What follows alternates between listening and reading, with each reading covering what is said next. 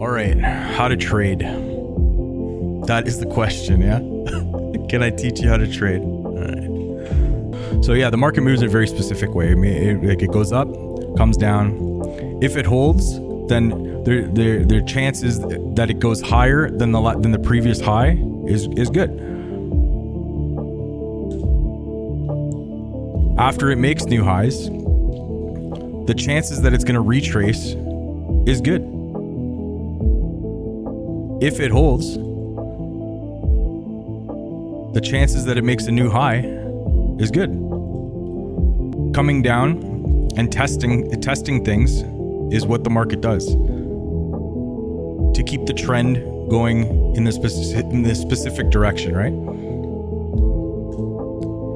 If the market moves like this and takes out a previous low, this is basically a trend shift. So when it comes back up to retest, this is what's called a reversal. So when you're in a spot for a reversal, you try to capitalize on a move for the trend reversal, the trend to start reversing in this direction, right? Now there's certain inflection points. Trading is all about inflection points, right? You just need to know where the inflection points are in the market. So inflection points are previous highs, tops, previous lows. Once you understand where the inflection points are in the market, trading becomes pretty easy, right? There's only two types of trades. In all of trading, there's only two types. You're either trading a continuation or you're trading a reversal. That's it, man. So what you need to do is have a big time frame idea, and you use the small time frames for entries. So if price is coming to an inflection point on the big time frame, you need to play a reversal on the small time frame to capitalize on the big time frame move. Really, that's really all trading is. Now, obviously there's a whole bunch of nuances and like different setups that you can look at, and like here we're gonna go over a couple trade examples here on the chart. Let me just check my trades here real quick. Killing it today, boys. Just look at this area for Bitcoin. So price is coming up, takes out the highs. I'm not even looking to the left. Like there's more stuff to the left to look at. You should always look as far left as you can and check out everything. So it takes out new highs. After it takes out new highs, this is the area where it takes out new highs, right? Right here. So to keep the trend alive, remember how I explained to you, like the trend goes like this, right? As soon as you take out the low, then it's called a trend reversal, right? So coming back up is where you want to look for shorts, right? So trend was going, everything was fine, right? Making higher highs, holding the lows, making higher highs, holding the swings, right? This one made a lower high, but then it came down and held the swing. So if you hold, then it's going to make a higher high, right?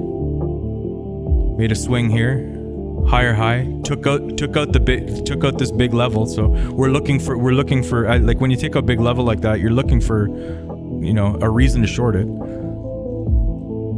So right here is the first signal that it gave you when it started closing below this, right? It started having closes below.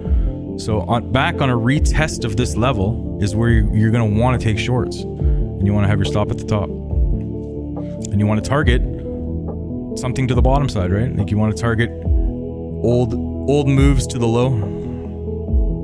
Remember I said like how the market moves, right? So if we're here and you're capitalizing on this move, you want to target this, right? So if we're here and the market's moving down, you want to capitalize on this move, right? The setup that you really want to look at, like the reversal setup. So on the big time frame, it's going like this, right?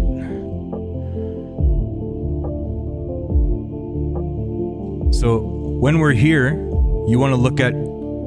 So when we're here and the price is coming down, and you're looking for a reversal for it to buy it.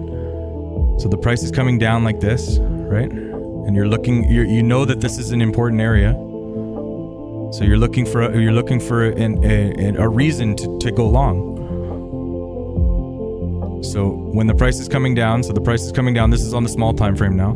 Price is coming down, and then you have a move like this, where it changes the trend. On a retest of this is where you want to look to get long. You know, and then honestly, like this is how I play it. You take a PT here, move your stop up to profit. Whatever happens, happens. You know what I mean? And obviously, you look at bigger time frames and have profit targets set on bigger time frames. But the initial entry, this takes all the, like, if you do it like that way, it kind of takes all the guesswork out of everything, right? It's just like just trying to get one fucking profit target for like $30 or whatever, right? It doesn't really matter. Whatever your you know. Whatever the monetary value of it doesn't really matter. It's just try to get one profit target, move your stop into profit, and then move along to the next fucking trade. Is the key to all this. A lot of people get stuck on like just trading this chart. You know what I mean? Oh, looks like we hit a profit target. Let's go, boys. A lot of people get stuck on trading just on one chart, like just trading ES or just trading Bitcoin. Man, like, you know, I look through, like, these are my stock positions. You know how many these are all my stock positions. You know how many charts I look through? I look through charts on charts on charts, and you should just be looking at tons of charts and looking for premium setups. And then on the futures, you know, try to get like one profit target, move stop into profit, and then see how the rest goes. It's kind of a crash course in price action trading. I hope that made sense.